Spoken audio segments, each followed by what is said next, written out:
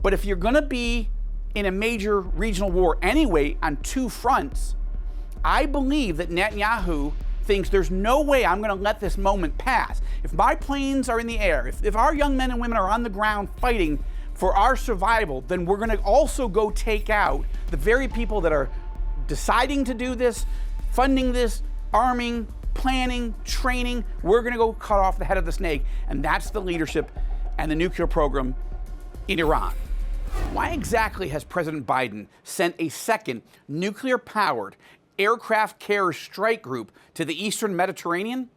Hi, this is Joel Rosenberg in Jerusalem with a special wartime update, a YouTube exclusive for the Rosenberg Report.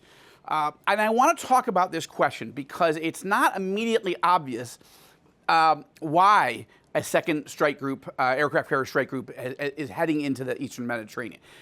The stated reason is that Biden and his senior war council, the National Security Council, wants to send a message, right, to Iranian leaders and to Hezbollah leaders in Lebanon: don't escalate, right?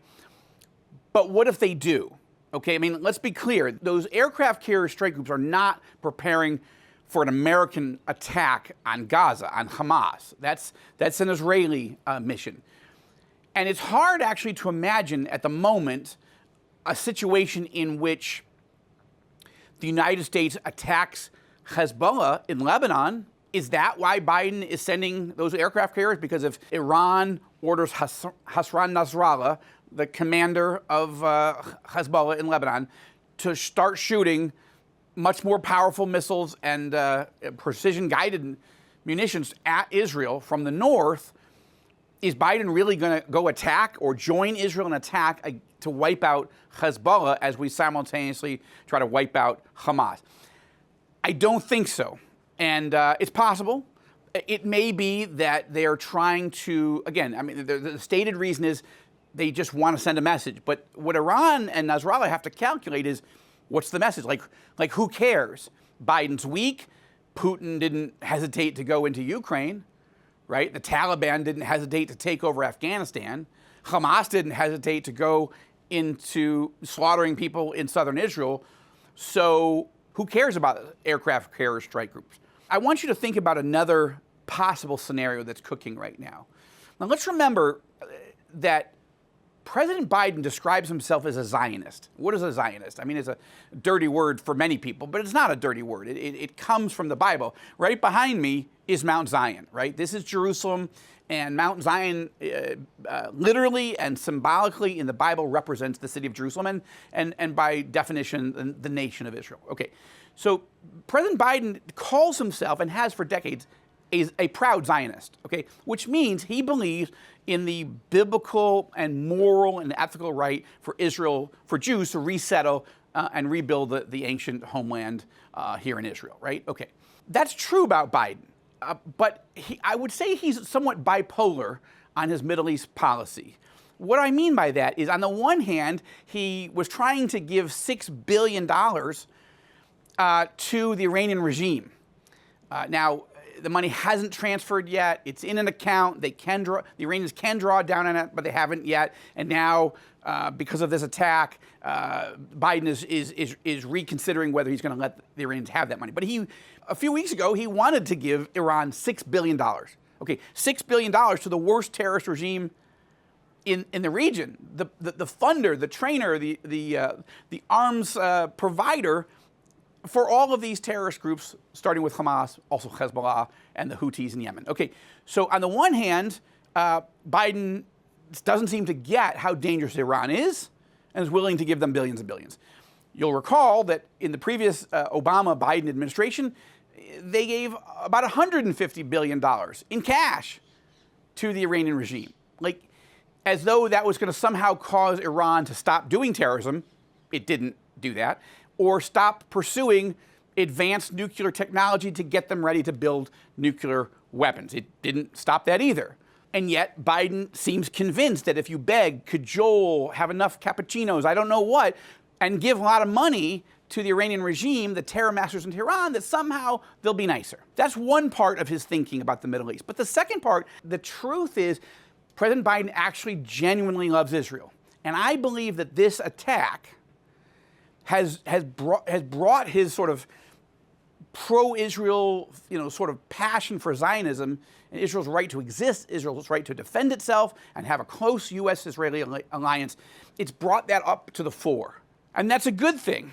It conflicts with our understanding of how Biden is so weak. So we have these two different parts of his personality. But we're watching Biden send these 2 aircraft carrier strike groups to the Eastern Mediterranean. We're watching large cargo planes come from the United States, bringing ammunition and arms to Israel for resupply. We're seeing President Biden on the phone with Prime Minister Netanyahu every day or every other day over the last couple weeks now, okay? Even though President Biden hasn't even invited him formally to come to the White House. There's no date set, but he might come to the region in the next few days. And he might be coming to meet with Netanyahu. We'll see. But here's where I'm going with this. I'm increasingly thinking that what Netanyahu is saying to Biden on these phone calls isn't what we're hearing in the news. Presumably, Netanyahu is filling in and just updating Biden on all the drama here. And I'm sure that's partly true. I'm just saying that, Biden has a lot of advisors around him that can get updated. He doesn't need the prime minister. But what I think could be actually happening is that Netanyahu is talking to Biden. If Iran orders Hezbollah in Lebanon to start launching not just a few pinprick attacks, but a massive barrage, like totally opening up this second northern front, that not only will Netanyahu and Benny Gantz, the opposition leader that's now formed this emergency government, not only will they now attack Hezbollah, I think Netanyahu's preparing to attack Iran. Okay? Listen to me here. And we need to pray. None of us want this war with Hamas to blow up the whole region. But remember what Netanyahu ultimately believes. He believes that the main threat to Israel, the existential threat, isn't just terrorists and missiles, as bad as those are. The existential threat, the threat that could literally wipe Israel off the map, comes from the nuclear weapons program and the ballistic missile program in Iran. And look, when I met with Prime Minister Netanyahu when he was out of office, that conversation was off the record, so I have to be careful. But let me just tell you, as I reported at the time, he looked to me tanned, rested, and ready. He was supremely confident that when he ran again, he would be reelected, which he was. And it was pretty clear to me and everyone else in the room that the number one reason he wanted to come back was to make sure that the Iranian nuclear and terror threat was dealt with forever. Okay? Now, on the record, just weeks before Prime Minister Netanyahu, newly elected, appointed a man named Tzachi Hanegbi to be his national security advisor, Tzachi Hanegbi was on this program. Okay, this was last fall. And I want to show you a clip of what Tzachi Hanegbi said when I asked him about Netanyahu coming back to power and dealing with Iran. Take a look. You have known Benjamin Netanyahu for at least 35 years. You guys entered the Knesset the same year, 1988. That goes back a long way. You've served in his cabinet. Tell me what you think he's thinking right now as he starts to come back into office. He's been friends with Biden a long time, but they don't see the world the same way. They don't see the region the same way. Help evangelical viewers understand what Netanyahu's thinking right now. Netanyahu came back to office, I think, mainly because of his recognition that time has come for a decision, that it's going to be probably one of the most radical decisions ever made or profound decision ever made by an Israeli leader. And he's ready to be the one making the decision. The decision to do what? To go forward with the military action against the Iranian facilities. So just to be clear, you think that it's more likely than ever that Netanyahu feels that we've crossed a point of no return, that a military strike is It's the only way? If and when Iran doesn't comply with the agreement, Iran goes forward with enriching uranium. Iran's and United States and the 5 permanent members of the UN Security Council do not reach a longer and stronger agreement, if, we will be left alone for the decision. We can decide to surrender. We can decide to live under a nuclear umbrella of a crazy regime. Netanyahu will not surrender. He will do whatever is necessary. I'm convinced. I spoke to him many times about it. This is what's going to happen. I cannot tell you when because there are so many components in this equation, but not later than it's the last second of doing it.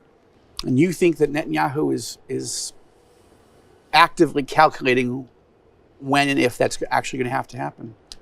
I believe that every Israeli leader that will be in this situation to make a decision whether to surrender to Iran, nuclear Iran, or to do whatever is necessary will not hesitate to do it. But I know Netanyahu's commitment to do it, and I think he's the right man in the right hour. When will this hour come? But you also think that, unlike Lapid or Bennett or anybody else, that or even Olmert in his day, do you think that that moment is approaching much faster than ever before? It is approaching. I can't tell you, predict the future. No, but if the American administration, whether Biden or whoever, will tell Iran, look, we tried to reach an agreement. It's not working. You're stalling. You're playing with us. You're manipulating. You should know that we will not allow you to go forward. And we will use our force to prevent it. It will change things. But I doubt it's going to be the scenario. Okay, so what did you just see? You just saw the man who became Prime Minister Netanyahu's national security advisor telling us on the record right before he took the job that Netanyahu is specifically coming back to office to deal with Iran, to neutralize Iran, and that he's ready. If Biden won't do it, if the world won't find a way to neutralize the Iran nuclear threat, then Netanyahu is prepared to order a massive set of airstrikes to neutralize the Iranian threat. So, again, follow my logic. If that's what Netanyahu came back to power to do, and remember, he was out of office and he could have gone off to make millions and millions, tens of millions of dollars. He's a pretty smart guy. He's got a lot of connections. He could be in the private sector making a fortune, writing his memoirs, giving speeches. But he came back to the rough and tumble, dog-eat-dog world of Israeli politics for a specific reason. 3 specific reasons, actually. 1, to neutralize the Iran nuclear threat. 2, to make peace with Saudi Arabia, the biggest peace treaty in the history of Israel, and changing the dynamic of the region forever. And 3, reform Israel's economy and keep getting it to be a high-tech, growing economy. And only 4th was judicial reform. Judicial reform started to overwhelm and eat up his whole agenda. But now, judicial reform's off the agenda. The crazies in the Netanyahu government, Itamar Ben-Gvir and even Bezalel Smotrich, those 2 have been effectively sidelined. He now has a national unity government. He's got national consensus that we're not doing judicial reform. He was just getting close to making a deal with Saudi Arabia. Now Iran has tried to blow that up. But here's where we're going with this. Now, as we get closer to the possibility of a second front opening, of Hezbollah launches, I think Netanyahu is telling Biden, listen, this is the moral moment. This is the moment. We're going to be at war on 2 fronts. We need to go take out the head of the snake. We need to cut it off. Now, that risks a major regional war. But if you're going to be in a major regional war anyway on 2 fronts, I believe that Netanyahu thinks there's no way I'm going to let this moment pass. If my planes are in the air, if our young men and women are on the ground fighting for our survival, then we're going to also go take out the very people that are deciding to do this, funding this, arming, planning, training. We're going to go cut off the head of the snake, and that's the leadership and the nuclear program in Iran. Now, I can't tell you that I have a source that says that. Nobody would say that. I'm talking about connecting the dots, and I want you to be praying. Because none of us want this thing to expand, but if it does, I think that's what Netanyahu is asking Biden. Technically, legally, morally, Netanyahu does not need President Biden's permission to go to war with Iran, okay? But Israel is a small country, and we cannot afford to tick off the #1 superpower in the world. Moreover, we need American arms, missiles, bullets, bombs to resupply because we're going through them at a rapid rate just with Hamas. If we now have to go to war with Hezbollah, it'll be even worse. So Netanyahu has this delicate dance, and he's got to work closely with President Biden and get Biden on board. Biden's position would be, I don't want you to go to war with Iran. I don't want you to go to war with Hezbollah. So I'm going to send these 2 aircraft carriers and show, I'm going to close the gap between you and me. There's no more daylight between Biden and Netanyahu. Biden is doing that because he does not want this war to widen. And I don't think Netanyahu wants it to happen either. Don't get me wrong. He's not itching to expand. Netanyahu has been wounded in combat. He's a very decorated combat veteran from the most elite and effective unit in the Israeli Defense Forces. His brother was a commander in that same unit, was killed in the Entebbe rescue. Netanyahu knows the price of losing a brother. He knows the price of watching his parents grieve almost inconsolably for years because of the loss of his brother. He himself has been wounded multiple times in combat on operations.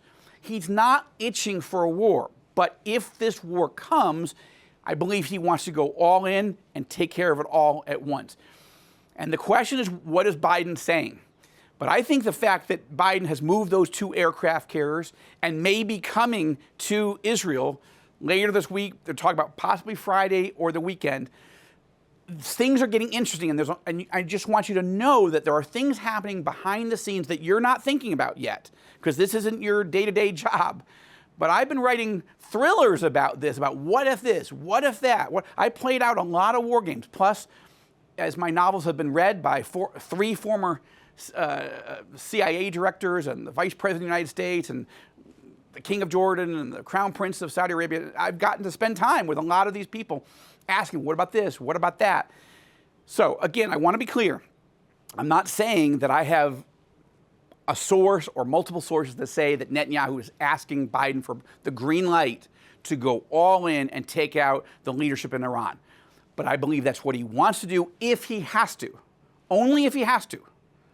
Right? And so we need to be praying. I don't know how this is going to play out, but I live here. Okay, I'm not Monday morning quarterbacking from Washington, D.C. I live in Jerusalem. Just before we taped this session, the sirens went off in Jerusalem. There were rockets inbound. We all went down to the bomb shelter. This has happened over and over again since this war started. As you saw on the Rosenberg Report, or you saw it on my Twitter account and Facebook and all, but you will see it Thursday night. My cameraman and I were on the border, right on the Gaza border, and under a rocket attack just yesterday as I record this. So I don't want any more of it. I want it to end. But I'm just trying to help you understand where this thing could be going. Israel has mobilized close to 400,000 soldiers. And they're not just on the Gaza border. They're also patrolling in the West Bank. That's getting more and more dangerous and more and more clashes. And a lot of them, tanks, are moving up towards the northern border. Just today, just moments before we started filming this, Israel announced that it was evacuating several dozen more communities and towns all up in the Israeli-Lebanon border. I want to close with this. I'm not trying to sell you a book. I'm trying to just explain some context.